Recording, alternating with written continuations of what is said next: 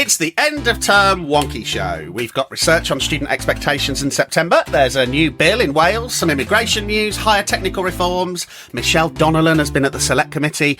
And ding dong, merrily on high, DK's been celebrating NSSmas. It's all coming up. Yeah, but university isn't like a bag of Monster Munch. Yeah? I mean, it's a little bit more complicated as a kind of experience, and I think the variable nature of people's experience means that.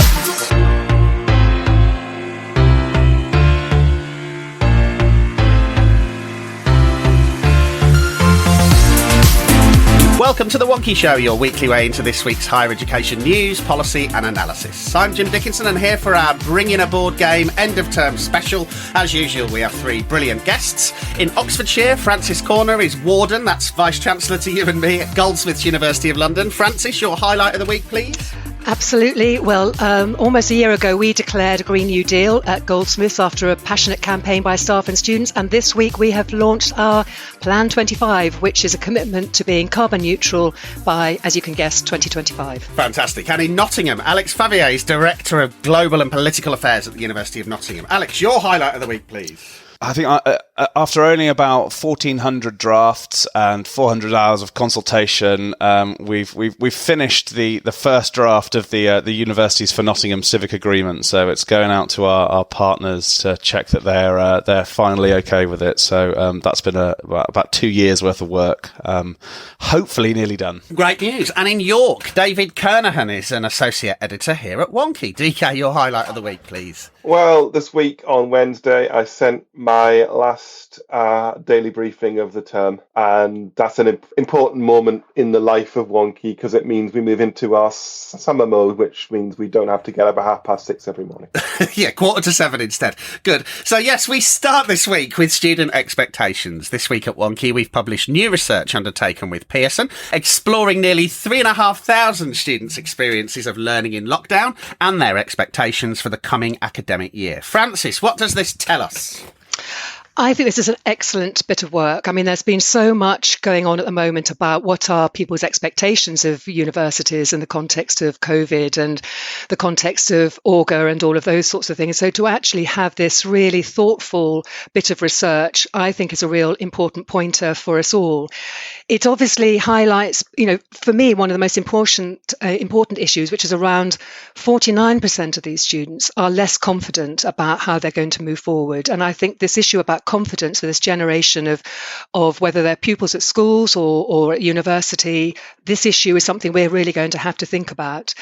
The other thing I thought was particularly important is in thinking about the fact that they're coming into this sort of blended learning, online delivery. The thing that they're most concerned about, 59% of them, want to make sure there's really high quality online teaching. They don't want the same tired old PowerPoints or pre-recorded lectures. They really want the opportunity to ask questions. They want to feel that there is a real sort of human interaction. I think for me, what goes to the heart of this bit of work, and I think it's something that we should all be attending to and thinking about as we prepare for September, is what is the university experience if the campus isn't a key part of that? And I think we have to find a way of translating what we do far more effectively. There are a couple of other key pointers which I'm sure will get picked up in the conversation about people's attitude towards lifelong learning, retraining, and so on, but a really useful piece of work. Alex, one of the things I thought was interesting was that, there's been lots of talk about the kind of broadcast bit of teaching, sort of lectures, large group lectures going online with smaller group stuff happening on campus. But this research suggests to us that students want interaction online as well. Yeah, I think we've seen that. I think those academics at my university that have really invested in sort of getting down to the details with Microsoft Teams and sort of discovering all the little niche applications that exist have really started to see very positive results. And so we have a very kind of active community of practice as sort of people discover better and more practices that are engaging and that work. I think we've been running a kind of major open day without borders essentially over the last kind of few weeks, where hundreds of our academics have been doing mini lectures as part of an offer for prospective students, but also members of the community. And I think the more that people engage with the technology, the natural curiosity and ingenuity of academics and teachers come out. So I suspect that we'll be continuing to learn about what works, what's good, and the one good thing is that feedback loops will be incredibly small in terms of students letting us know if things are not what they want them to be. DK, what stood out for you from the research? Well, this is I think we should start by saying this is a nice survey, decent 3,500 sample size, but it only includes students from the 13 participating student union subscribers. So we can't really claim that it's completely representative of all students, although demographically it looks pretty useful. The thing that just always sticks out for me is that students are still very exercised about the idea that they should get a reduction in fees, financial compensation, etc., because of the situation this term.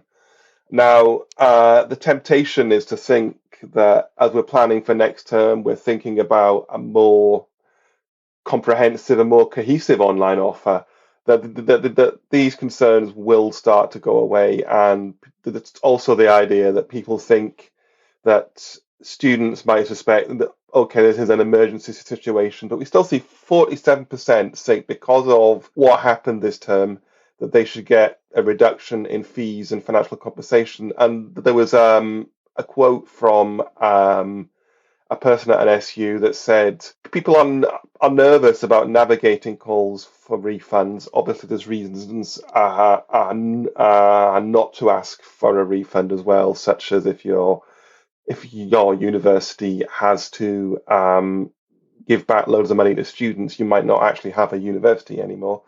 But they're also nervous about student dissatisfaction if the refunds can't be secured. And I think this is going to be an argument that is going to expand and extend all the way through the summer. And something probably very interesting is going to have to happen in September, October. Francis, obviously there was this moment in March, late March, where, everyone kind of emergency pivoted to, kind of doing their best online.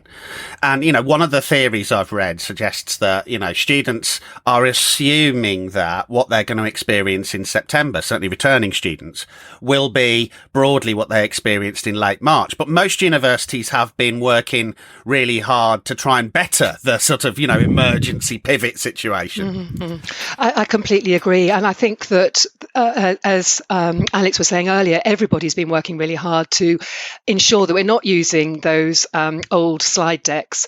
And I think also looking at other ways of, particularly for those practice subjects. So, for example, we've got theatre and performance, music, art at Goldsmiths. We've had a really exciting, the theatre and performance students put on an amazing festival, which you can still see online because they resorted to that, to filming and so on, to be able to make sure we could do that. The music students did their version of Glastonbury. At the moment, we're running a sustainable enterprise festival, which again is allowing all sorts of online talks, events, discussions around the sort of concerns that people have about the future. So I think it's that sort of knitting together of what a community is online, as well as this much more inventive and thoughtful consideration about what it is to teach, to learn, to do on. I mean, I've had performance staff saying actually some of the voice training online is actually been incredibly successful. So I'm really hopeful that this is going to be part of our future. I mean, we talk about a new reality, not going back after COVID. We've demonstrated all sorts of opportunities with this, but I think it does, again, fundamentally question what it is to teach, how we teach, and how we really support our learners at whatever stage of their careers they're at. Alex, obviously one of the things that we're really keen to do at this point is reassure both returning and prospective students that, their experience will be good, high quality, and so on and so on. Is there a danger, though, that we end up over-promising an experience that, will still be in the middle of, a kind of global pandemic and, potentially a fresh lockdown. Yeah, but university isn't like a bag of Monster Munch. Yeah? I mean, it's a little bit more complicated as a kind of experience, and I think the variability. The variable nature of people's experience means that invariably we're going to be over-promising for some people and under-promising for others. And I think, this is the perpetual challenge of university marketing. So on Monday, we launched a kind of a set of web pages and a campaign, which is to set out all of the different things that we think we can now say about September. And, it's essentially saying that this isn't the start of the academic year that any of us were expecting, but actually it's still going to be worth it. It's still going to be an opportunity to overcome adversity. And I think the difficulty is going to be this kind of in loco parentis point. I think if students expect everything to be worked out and all the details to be finalised, then they're going to be disappointed. And it's actually going to take our students engaging and coming up with many of the solutions to, what does a social life look like between now and Christmas. How are we going to work with our local community to make sure that their concerns are done? Our students are partners in there. They're not just customers. And I think that we've got to try and empower them to feel that they are an equal player in this. So, yeah, there is every danger that we are overselling. But I think that that's no different from any other time in any other university anywhere in the world. So, can I just one comment? I mean, it's just that it does all raise questions about the digital divide. And I think there was a theme within that amongst the students responding, their concerns about access to technology, the concerns about whether they're able to manage their work-life balance and so on. So I think, again, we're certainly having to think a lot about how are we going to support those students who don't have the right sort of access to to Wi-Fi, broadband, whatever, or even the sort of technology that's needed. So I do feel that alongside the question about fees and refunds is going to be a real running concern. Right, let's see who's been blogging for us this week. Hi, my name is Raisa Ellis-Hack and I'm a Widening Participation Officer at the University of Bristol, with particular focus on the recruitment and engagement of Black, Asian and minority ethnic students. My piece on Wonkhe is about the chance for positive change given the current context as we move to blended learning in HE. Whilst discussion has rightly centred on how WP students might fare in this new normal, this often gloomy point of view seems to come from commentators idolising their past HE experiences that are now somewhat removed from the current experience. There have been remarks suggesting that students from a WP background need to mix with quote-unquote posh students in order to experience upward social mobility. This deficit language is not helpful, and whilst the interaction of individuals from different walks of life leads to lots of benefits, it is not a one-way street, and HE should be about more than learning to play the game, but actually changing the rules of the game. Whilst change in any form is scary, we must think about what's best for the next generation, not simply idolise our own experiences that came with less opportunity cost. Well-executed blending learning could benefit the very groups of students that universities have made promises to recruit. And don't forget, we'd love to have your contribution on the site. If you'd like to pitch us a piece, do drop us an email on team@wonkhe.com with your idea and we'll be in touch. Now, next up, the Welsh Government has published the draft Tertiary Education and Research Bill for consultation. DK, what's been going on in Cardiff Bay? Well, it's a brand new regulator, Jim. That's what we're going to end up with. They're going to call it the Commission for Tertiary Education and Research. I can exclusively reveal the approved acronym pronunciation is CETA. CETA. So this is, it's kind of like if you imagine an office for students that's been blown up to absolutely mega size in that it still has responsibility for research funding. It also has responsibility for FE and sixth forms as well. So as the name suggests, the whole post-compulsory gamut is a part of its regulatory ambit. Now, you might be thinking, that sounds a bit like the Scottish Funding Council. But It's really not much like the Scottish Funding Council. It's a lot more like the OFS. It's using a lot of OFS tools. It's got a register which you can register on at different levels with conditions of registration. You've got to do your access and participation plans, although they call them access and maturity plans, and that's a condition of the higher fee limit. And there is actually going to be a designated body for quality assurance like there is in England. And it even gets the same adorable powers of entry and inspection that Office for Students famously enjoys. So coming as it does after SFC, which is probably the first of the modern style regulators, and OFS, which has taken a particular ideological slant on the idea of higher education regulator, it could be said in some ways to have got the best of both worlds. If you are familiar with other systems of regulation, reading this bill, which is currently out for consultation all the way through till December, so you've got plenty of time to do it and to send in your thoughts to the Welsh government. I don't think that you even have to be Welsh to do so. So if you're just born in the summer, but it's surprising how closely they've cleaved to England, where the situation in Wales is so different. There's not the government pressure to see a wave of new providers, of independent private providers coming into the HE sector.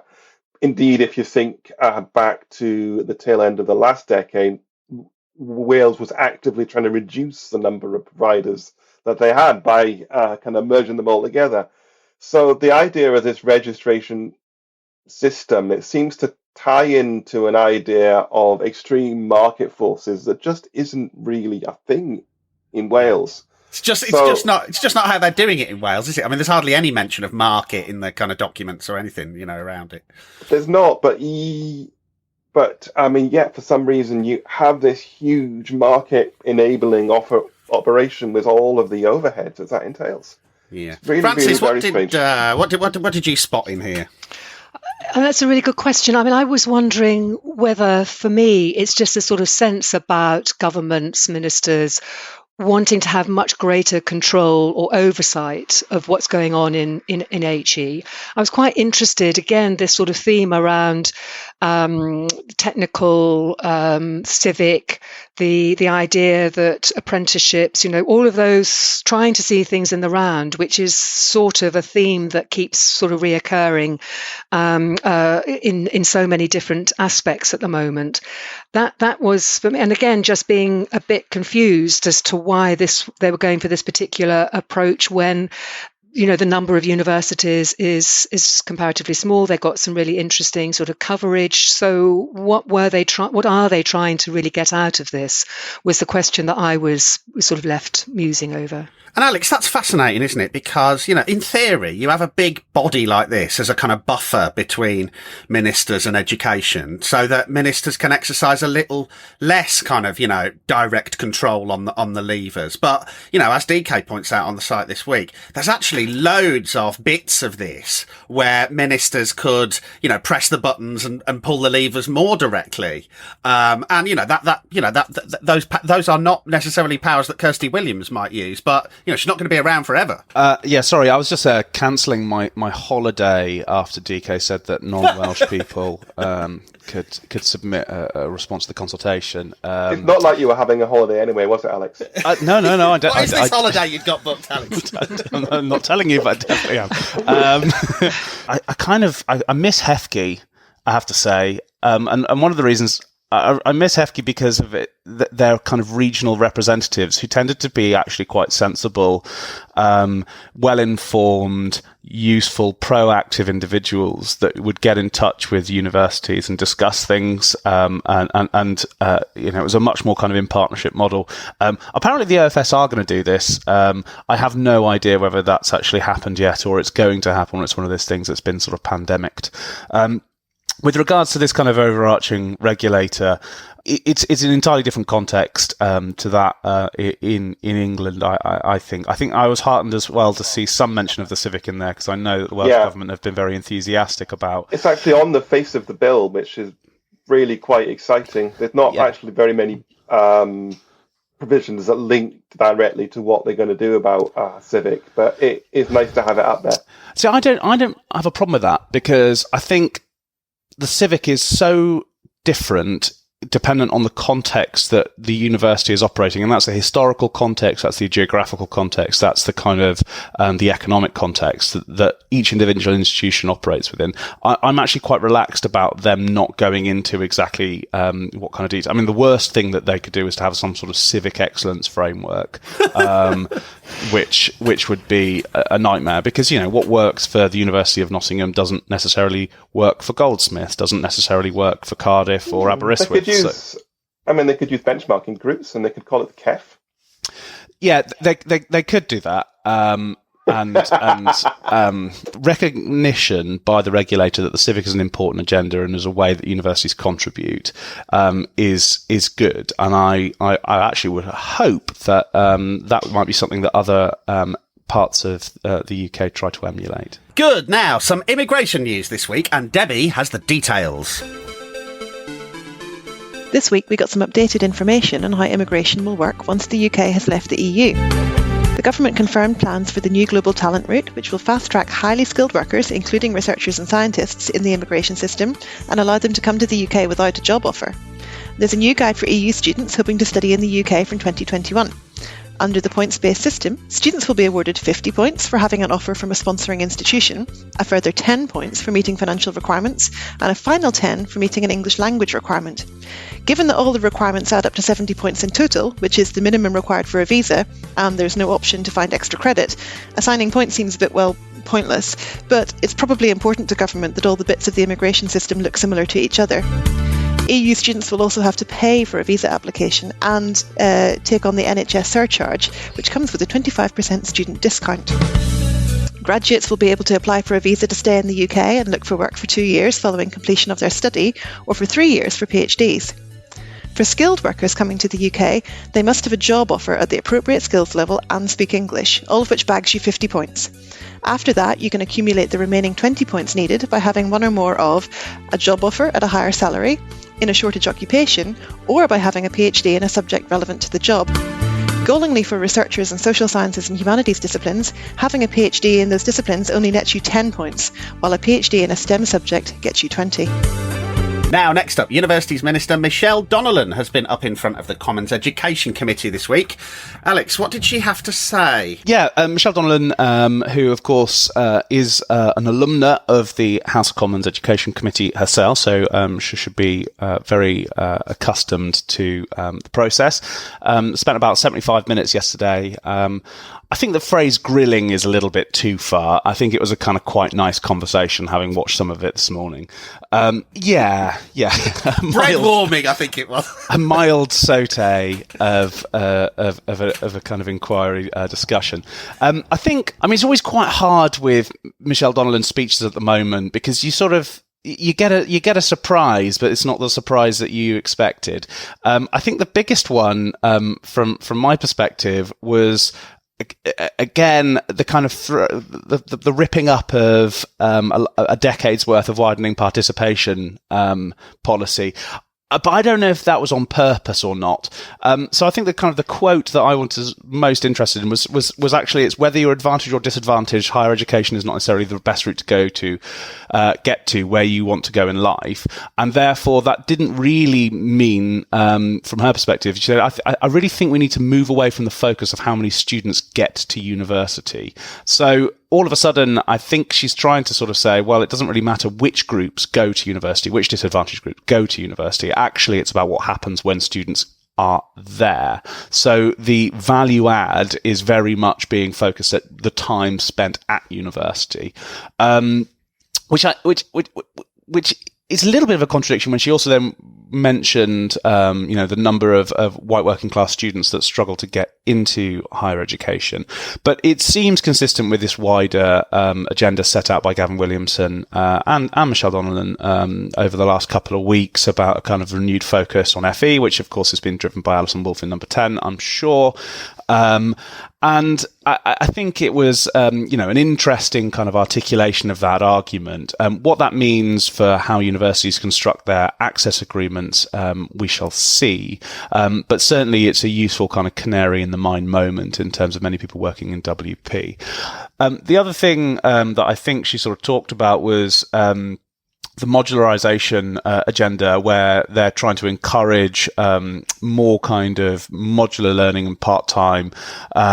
Whether there's any detail on that coming out, we shall see. But I think we've been waiting for some sort of action on part-time learning and adult education for many decades. But I know that people in and around the government are determined to try and sort that out. I finally think she talked a little bit about some of the challenges that universities and students are going to be facing in terms of coming back onto campus and the student experience. I don't think there are any surprises there. She referenced the guidance that was published a couple of weeks ago. I think recognizing the fact that they can't legislate for everything and they can't provide universities with the guidance. They've tried to take what I think is a relatively pragmatic approach, to be honest, in terms of giving us guidance where we need it. For example, what is the definition of a household in a hall of residence, for example? And the universities are going to have to pick that up and articulate it based on what they think they can do and all of the idiosyncrasies that we have within our institutions. Good. Francis, any surprises for you in there? No surprises as such. I just think it's this constant refrain, which about questioning the issues of social mobility, and it just seems that all the time it's about producing oven-ready chickens, so to speak, to graduate and go out and work in for industry. For me, it fails to really understand the fact that I think the World Economic Forum has said, if you're at primary school now, by the time you get to a job, 65% of those jobs haven't been created at the moment. There's that sort of sense of, in this sort of post-COVID world, I completely agree. We need to have much better access to adult education. That whole lifelong learning skills agenda, which in a way comes back to that Pearson and Wonkhe report in the first place, saying students were expecting the fact that they will be wanting to engage with lifelong learning throughout their lives. There is obviously a real need, but it fails to recognise the sorts of unpicking that has been going on by successive governments in that whole adult education FE sphere. I think the other thing for me that I find disappointing at the moment is that it's almost as though FE and HE are mutually exclusive, and it's really what we're really interested in at Goldsmiths and with Lewisham and so on, where again you've got a sort of one of the 31st poorest borough in England. We're talking about what is our skills ladder, how can we ensure that we're really working closely together to support learners and to really focus on the economic, social and cultural needs of an area. I think within all of this sort of debate about levelling up, what we need to focus on, we've got to be careful there isn't a sort of levelling down that's going on at the same time. It really is long-term planning. I think it comes back to Alex's point about that whole civic agreement. This is where regionally we've got to really focus hard as anchor institutions to make the case that we all have a role to play within social mobility and an excellent student experience wherever that student experience is being sort of targeted at. DK, the obvious in theory problem with what Michelle was saying yesterday, and to some extent what she was saying last week, is this riffing off the headline grabbing dropping of the 50% target, this idea that we shouldn't have targets, and that I mean, if we don't have targets at all, that's going to be, what on earth does Chris Millward do at OFS in the future?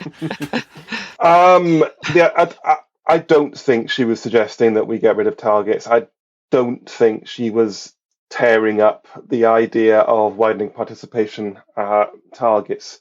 The thing I find with listening to Michelle speak, and we've done a lot of this during the lockdown, I think, to the extent I have come to know the wall that she stands in front of rather well, and it's actually got quite a nice personality if you get to know it.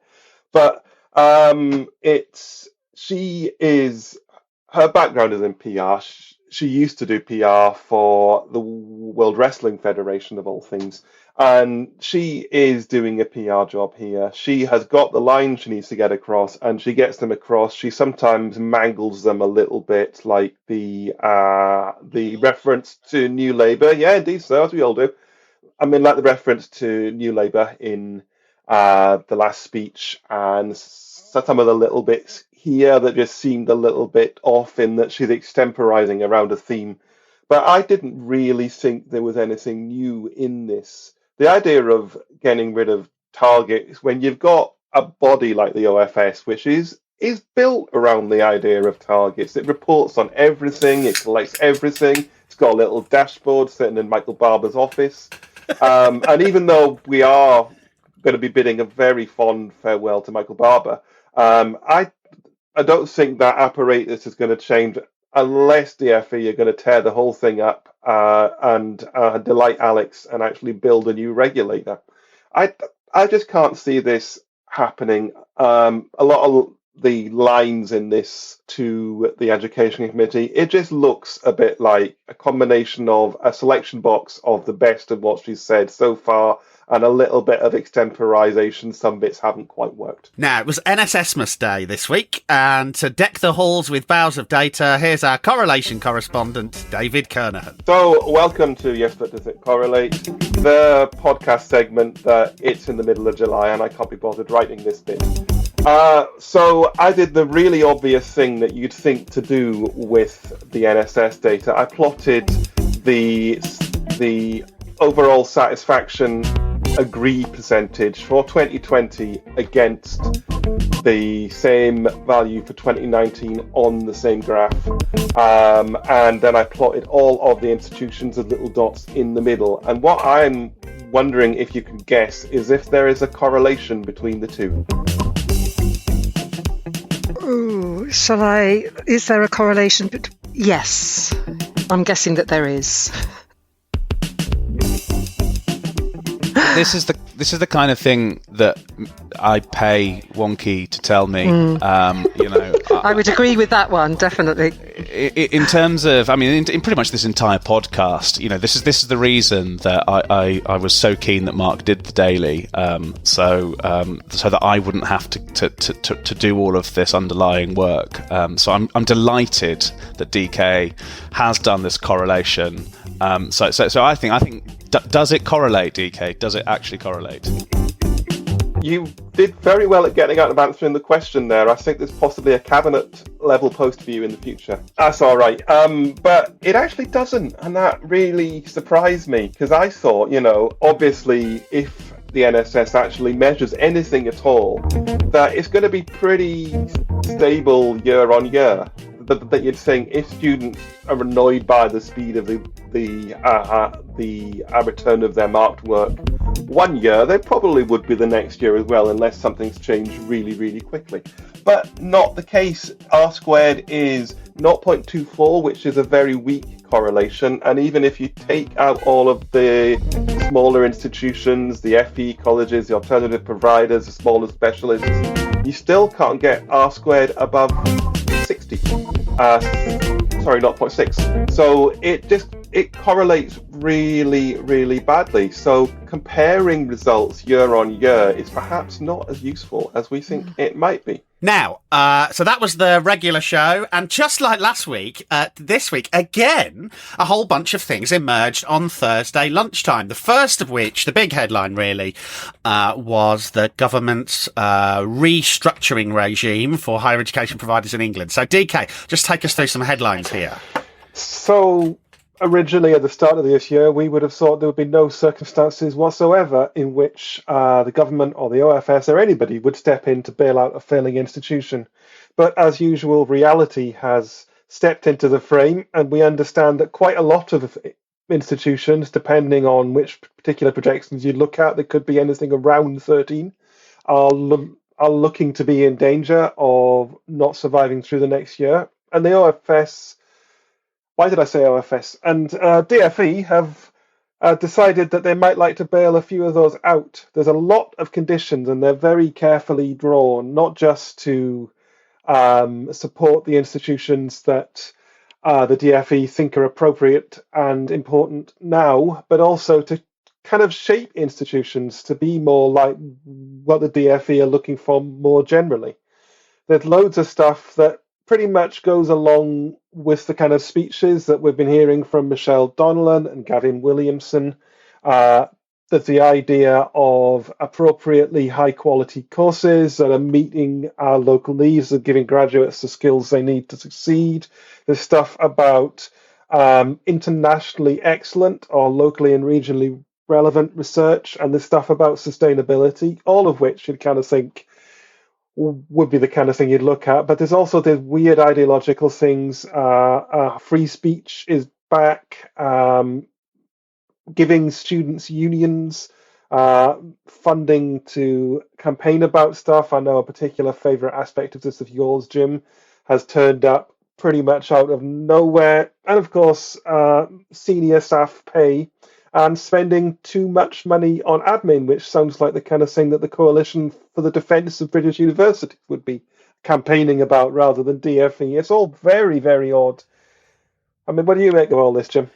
Well, I think it is extraordinary because, in some ways, it doesn't fit any of the sort of patterns that we've been asked to accept over years around, focusing on outcomes rather than how people provide things, and so on and so on. But then in other ways, I think what this, there's a couple of things going on here. I think one of them is, shot through this document like Blackpool through a stick of rock, is this sense that we can't ask OFS to do this, so we're going to do it.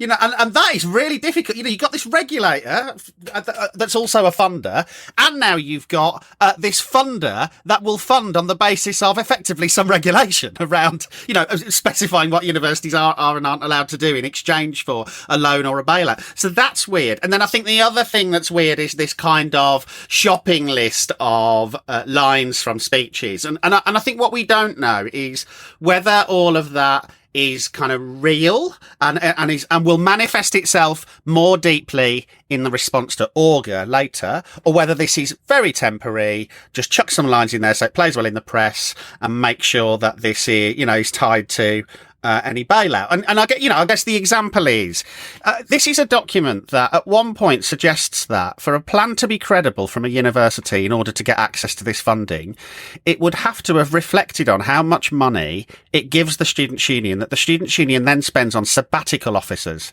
Now, Students' Union sabbatical officers get paid about 20k each, and there's about 4 or 5 of them in most higher education institutions. 3 in some places, 2 in others.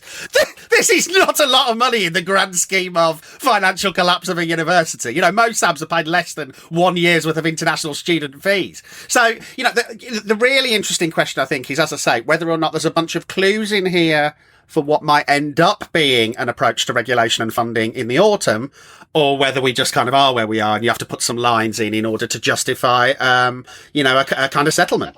Because in a practical sense, this is going to apply to very, very few providers. We mentioned the 13 earlier, but to be going to this, you would have to have failed to raise money from your regular lender. And it's quite difficult as a university at the moment not to have access to being able to borrow money. If you've not been able to do that, and you've also not been able to borrow money of the government in stuff like CL bills or the commercial paper purchases off the Bank of England, any institution that can't do either of those things is probably not even going to be able to be bailed out in any other way. Yeah. So the chances it's a really narrow group of institutions, this, isn't it? Incredibly narrow. And I kind of almost read it as a signalling. There's a little line in there that, Michelle Donelan agrees. I think it's Michelle Donelan. Agrees that this is actually going to apply to many universities, but that the DFE recognises other universities will be planning on reshaping themselves as a result of the pandemic. And I think that's right. They're advised to basically do everything in the document, even if they're not asking for money. Take these things into account. And I think that's actually the real message of the document. It's not about what they're going to do to bail universities out. Because at the end of the day, they're either going to bail a provider out or not. And nothing that the provider says about asking Toby Young and Amber Brad to come and speak on campus is going to make the blindest bit of difference. The decision pretty much has already been made when they look at the name of the provider on the email that comes in to the DFE Batcave. Yeah, exactly, on the map as well, and what kind of people go there. But I think it is a message, and I think we're right to be looking at the response to Auga and the stuff around the spending review and any other little bits and pieces of policy that are coming the way. This is a marker, this is a line in the sand, and HE providers are being dared to cross it. I mean, if nothing else, because there's a whole bunch of text in there about VC pay, if you add that into Michelle Donelan's comments earlier in the week to the Commons Education Committee about, hoping that temporary COVID cuts in VC pay continue, basically to access this, a VC would have to be thinking, yeah, I'm going to make my pay cut permanent. So that's your number one incentive for going nowhere near this if you can avoid it. Well, I mean, the other aspect of that is that senior staff pay, VC pay, is a tiny, tiny amount of the spend. The vast majority of any institution's cost is going to be academic staff costs. And if you're going to offer a quality student experience, if you're going to offer meaningful courses, you're going to need to employ some academic staff to teach them. And I mean, that is the cost. That is what is being bailed out. And all of the little fripperies around the side about spending too much on administration. Well, why exactly did the DFE think that universities are spending so much on administration? It's because there's a lot of administration that needs doing. They're not just doing it for fun. Yeah. Yeah. Now, the other thing that happened, and this is, I mean, this didn't literally happen on Thursday. So as people will listen to this, we always publish the podcast on a Friday morning. And so we at least got a press release for this early. OFS separately revealed details of a thing that it did warn us about, although no one's really noticed, because it is a very particular type of intervention around market exit. And DK, I'm so far down the rabbit hole on this, having spent much of the afternoon looking at it and also trying to do a bit of childcare, that I can't possibly summarise it in 3 or 4 sentences. So be my guest. Well, let's have a go, shall we? There's already a thing called a student protection plan, where a provider is looking on the dicey side of financial stability. There is a plan in place that means that students are going to get what they were promised one way or another, be that teach out, be that takeover, be that something else. Now, this is all well and not quite good, but at least a thing. But it's become apparent that the process for modifying these and updating these is incredibly complex. And it's a big set of negotiation between the regulator and the provider to get something that looks like a practical plan if circumstances change, like if there's a major pandemic. To the OFS, a big stumbling block in this is that these plans have to be published. And if a plan suddenly gets changed, the chances are somebody will spot it and the stories will start going round about a university dying off, which will spook the market, as it were. So they've come up with these other things. The student protection direction might mean that the OFS will quietly speak to a provider and say, look, we'd like you to build something called a market exit plan. This market exit plan got broadly the same kind of things as you'd see in the protection plan, the idea of teach out, the idea of completing the courses of study, achieving qualifications, or transferring somewhere else or doing it, getting the appropriate advice and guidance, getting exit award, getting refunds, making complaints reasonably. Same kind of stuff as you would see, but it is not public, it is private. So if the OFS thinks there's really a problem, rather than going through the student protection plans thing and being all transparent, for the want of a better word about it, it can just do it sneakily behind its hand and get something sorted out that'll support students without spooking the market. Is that about it? Yeah, I think so. I mean, technically OFS says, it's consulting on whether or not this separate type of plan could be kept confidential. But I mean, I think that's a way of saying. Yeah, I think you have until the 11th of September, which is round about the time people are going to start thinking about using these.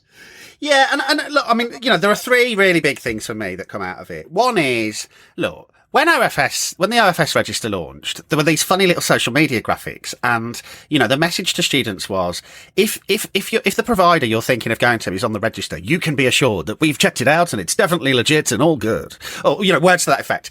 Here, what OFS seems to be saying is that a provider can be really, really close to going bankrupt, but it'll keep it on the register. And I can't reconcile that. Either the position is you let people on the register who are viable and financially sound, or, and you don't let them on and throw them off if they're not. Or the position is, well, we might throw them off, but before we throw them off, we'll do these other, which is it? So it's a little bit suspicious, I would agree with you. I mean, this applies to all registered providers except for further education colleges who have got their own deal.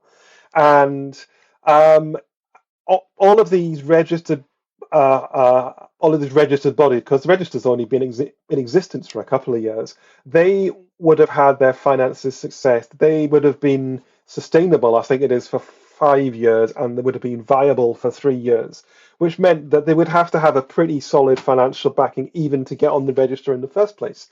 So the fact that this is now becoming a thing undermines the OFS's credibility for assessing that kind of risk and doing the whole risk-based regulations thing.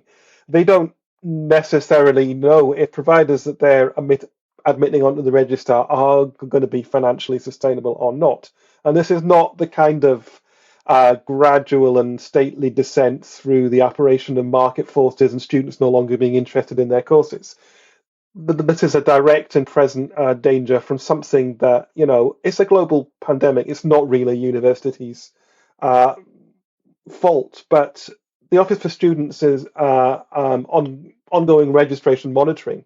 It's clearly not up to the job of picking this up. If the Office for Students does not know, if like the rest of us, it is mucking around with HESA data, trying to get to the providers that the IFS got to, then we've got a really serious problem in data-led risk-based regulation. Yeah, I mean, part of it, part of my question is, how does OFS know if a provider doesn't fess up? And I can see do you know what I mean? When, in a rapidly escalating scenario, I can see a provider not, reporting the event and so on. There's part of me that thinks if they're properly in freefall, a provider, then it doesn't matter how many of these protection bits that you put in, the student is pretty stuffed. And if teach out, you'll be able to transfer to another provider. Not if the provider just collapses and you can only go to your local provider. So, there are some top line basics about student protection that don't work, however much you direct which regime is there. But the other one that I think is interesting, and this is what ties together the DFE thing and the OFS thing. I don't think the biggest risk to students in September, October, November and December and the next academic year generally is provider collapse, because we're only talking about a very small number of providers, and a hell of a lot of providers, as we say, are going to do everything they can to avoid collapse. Now, what does everything we can to avoid collapse look like? It looks like laying off staff, sticking up the cost of halls, renting halls, sticking up the cost of photocopies, converting 24-hour libraries to 12-hour libraries. You cut your costs, don't you? And what I think's interesting about this, Megan Brown on the site a couple of weeks ago wrote a fascinating piece for us, which is the sort of, the triggers broom theory of, if you make too many changes to a course, it ceases to be the course that you signed up to. How many of these cuts will a provider be encouraged to make by these regimes in order to survive? And you end up in a position where this isn't the course that was sold. And we know that students aren't going to be able to get, proper redress for, an experience that's radically different. But practically, we're talking about the cessation of their course, because if the course or the university is totally different to the one you signed up to, there's not really a lot you can do about it. I think that's the biggest risk. And I can't see anything in either of these interventions from, ministers or the regulator that goes near tackling that. No, I would, as you love to hear me say, entirely agree with that. I mean, students have a right to do the course that they've signed up to do, and neither of these interventions actually maintain or protect that right. I think the DFE document, uses language like an equivalent course. So the idea is students will be okay if they're signed up to do a course, the provider collapses, and they go off and do something a bit like it in a place that's a bit similar. That's not the course they signed up for. And they have a competition and market style redress to that under contract law, and they would also be able to contact the Office for the Independent Adjudicator. Quite what either of those things could do in that situation, apart from demand that the student gets a full refund, I'm not entirely sure. So what happens next, DK? Is this really now a bit of a kind of nail biter in the because I mean, to the extent to which there are some providers that must have phoned OFS with a reportable event and said, look, we're pretty tight for cash. They're not going to tell us. So this is pretty much a nail biter, isn't it, in the run up to September in terms of how people do in clearing, and then whether people are allowed into the country and whether there's deferral. This is going to be a long summer. That's the thing. It's going to be an even longer summer than you make out there, because the crunch point, of course, is not September. Because any students that are recruited by a provider in September, they get twice the money than they normally would. The problem with that they get it taken off them if they get taken off them. Drop out, yeah, and they also do not get the usual payment in February 2021. They have to get right the way through. It's like your pay packet after Christmas, when you're really poor and you've got no way of doing that. That all providers are going to be in that situation, and the ones that are struggling, if they're going to collapse, it's going to be in February or in March, which means there is no need to rush into this. There is no need to go chucking in strange little bailout kind of regimes you've made up on the back of a fag packet, and there is no need to start writing new conditions of registration and consulting them as fast as you can. The problem, we will know which providers are at risk, and if the OFS is even a quarter as good as it likes to claim it is, the OFS will know in September, and it will start gradually putting plans in place before February or March. And that's what's going to happen. And we need to think about this rationally and calmly, and we need to make the choices that are best for the students that are on these courses that are at risk. We do not want to be charging in thinking this is a panic, because we just need to get it right. And we've got the time and the space to get it right. So I can't understand why we're not. So that's about it for this academic year. To find out more about anything we've discussed today, you'll find links on the episode page at wonkhe.com, where you can also leave your thoughts and comments. Don't forget, you can subscribe to us automatically. Just search for The Wonkhe Show on your favourite podcast directory, or you'll find the feed you need on wonkhe.com/podcast. And if you think we've got what it takes to be a guest on the show, do drop us an email on team@wonkhe.com and we'll be in touch. So thanks again to our guests, Francis, Alex and DK, everyone at Team Wonkhe for making the show happen all year, and of course to you for listening. Until September, stay wonky.